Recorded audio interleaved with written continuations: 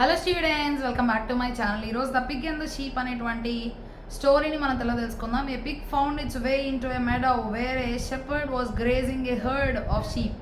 మనం ఇక్కడ చూసినట్లయితే ఒక పంది ఏం చేసింది అంటే తన యొక్క మార్గాన్ని మరి పచ్చిక బయలు ఉన్నటువంటి ప్రాంతం గుండా అది నడుస్తూ ఉందన్నమాట. వేరే షెపర్డ్ ఓకే. సో అక్కడ మనం చూసినట్లయితే మరి గొర్రెల కాపరిగా ఉన్నటువంటి shepherd was grazing a herd of sheep. Okay. So అక్కడ ఉన్నటువంటి గొర్రెల కాపరి గొర్రెల మందని చక్కగా మేత మేయడం కోసం వాటిని తీసుకొచ్చాడనమాట.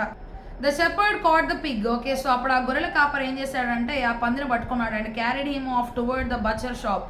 ఓకే. సో అతను ఏం చేస్తూ ఉన్నాడు అంటే ఒక బచర్ షాప్ గుండా తీసుకెళ్తూ ఉన్నాడు అనమాట. When it started crying loud and struggle to get free. Okay. So అప్పుడు అది వెళ్తూ ఉన్నటువంటి సమయంలో గట్టిగా ఏడుస్తూ ఉంది. అక్కడ నుంచి ఎలాగైనా తప్పించుకోవాలి, అక్కడ నుంచి ఎలాగైనా తనను తాను బయటపడేసుకోవాలి అని అనుకుంది. The sheep told the pig. అక్కడ ఉన్నటువంటి గొర్రె ఏం చెప్తూ ఉందంటే పందికి, the shepherd catches us regularly. Okay. So ఈ గొర్రెల కాపరి ఎవరైతే ఉన్నాడో అతను మమ్మల్ని రోజు కూడా పట్టుకుంటూ ఉంటాడు and drags us off like that. అలాగ మమ్మల్ని ఈడ్చుకెళ్తూ ఉంటాడు and we don't make any noise. మమ్మల్ని ఈడ్చుకెళ్తా ఉన్నా సరే మేము ఎలాంటి అరుపులు కూడా అరవం. The pig replied, my case and yours are altogether different. Okay. So నీ పరిస్థితి వేరు, నా పరిస్థితి వేరు అని చెప్పి అక్కడ ఉన్నటువంటి పంది నువ్వు వేరు నేను వేరు అని he catches and takes you to shave of the wool. నిన్ను ఎందుకు తీసుకెళ్తాడు, ఎందుకు లాక్కెళ్తాడు?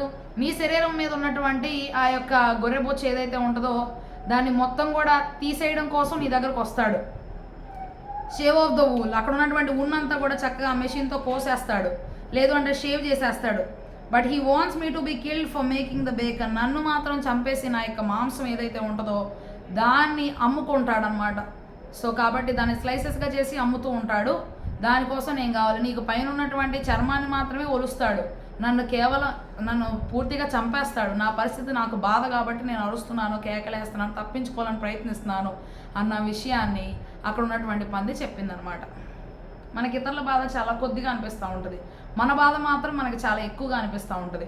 We must treat others as the way we treat ourselves. మనల్ని మనం ఎలా చూసుకుంటాం అలాగే ఇతరులను కూడా చూడాలి.